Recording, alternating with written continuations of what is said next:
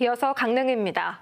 지난해 12월 강릉에서 발생한 급발진 의심 사고와 관련해 제조물 책임법 개정을 요구하는 국회 국민청원이 국회에 회부되는 등 사회적 관심이 뜨겁습니다. 무엇보다 당시 함께 탄 12살 손자가 숨져 운전자인 60대 할머니에 대한 형사처벌 여부가 조만간 결정될 예정인데요. 할머니는 죄가 없다는 내용의 탄원서도 잇따르고 있습니다. 정면구 기자가 보도합니다. 교차로에서 멈추려던 승용차가 갑자기 돌진하면서 앞차를 들이받고 그대로 달려나가 600여 미터를 질주한 뒤 추락했습니다.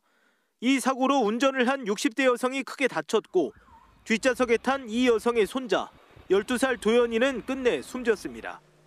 사고가 난 지 석 달째, 도연이 방은 그때 그대로입니다. 좋아하는 축구 잡지와 도쿠 감상문 모두 제자리입니다. 못 칠 것 같아요, 평생. 지금 마음으로는 못 칠 것 같아요. 경찰 수사가 진행 중인 가운데 사고 당시 입건된 도연이 할머니를 처벌하지 말고 급발진부터 규명해야 한다는 내용의 탄원서가 답지하고 있습니다. 아이를 둔 부모와 뉴스를 봤다는 시청자, 도연이 또래 학생들까지 모두 9천 명에 이릅니다. 건강하게 자라야 될 이유가 분명함에도 어른들의 어떤 이런 잘못으로 인해서 생명을 잃는 일이 없었으면 하는 똑같은 마음으로 보내주신 것 같습니다. 경찰 수사는 막바지에 접어들고 있습니다.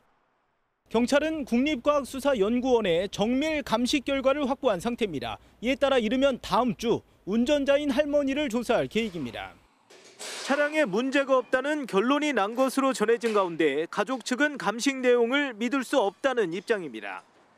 정상으로 돌아온 핸드폰만 보고 목통이 발생한 적이 없다. 그래서 이 국과수 분석은 다시 새롭게 해야 된다. 이대로라면 할머니의 형사처벌이 불가피한 상태여서 앞으로 수사 과정에서도 논란이 예상됩니다.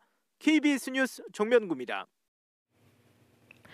오는 6월 강릉에서 열리는 제58회 강원도민 체육대회와 제16회 강원도 장애인 생활체육대회의 성공 개최를 다짐하는 대회가 오늘 강릉시청 앞에서 열렸습니다. 이번 행사에서는 강릉시와 강릉시 체육회, 강릉시 장애인 체육회 관계자 등이 모여 성공 개최 다짐 구호를 외치고 대회 마스코트로 선정된 관노 가명극 등장인물 장자마리 등이 공개됐습니다. 항공사 플라이강원은 최근 중국 민용항공총국으로부터 양양국제공항에서 베이징과 창춘, 웨이하이, 하이커우를 각각 오가는 4개 노선에 대한 경영 허가를 취득해 오는 7월 중국 노선 취항이 가능해졌다고 밝혔습니다. 이를 위해 플라이강원은 현지 공항 슬롯 확보와 세관과 검역 등 관계기관 인가 절차 등에 나설 계획입니다. 태백시 지역현안대책위원회가 폐광지역 개발기금 부과 처분 소송과 관련해 강원랜드가 법원의 조정 권고안을 즉각 수용하라고 요구했습니다.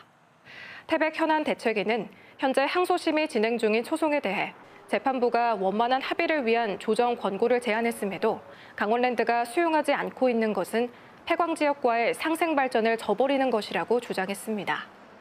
강원랜드가 2심에서도 승소하면 강원도와 폐광지역 시군은 이미 배정된 폐광기금 1,071억 원과 이자 등을 반납해야 합니다. 동해시 가족센터는 중국과 베트남, 러시아 등에서 온 결혼 이민자와 중도 입국 자녀를 대상으로 한국어 시험인 토픽 대비반과 영상으로 배우는 한국어, 동화로 배우는 한국어 등 모두 6개 과정을 이달부터 연말까지 운영한다고 밝혔습니다. 한국어 교육은 무료로 진행되며 문화와 전통놀이 등도 배울 수 있습니다. 지금까지 강릉이었습니다.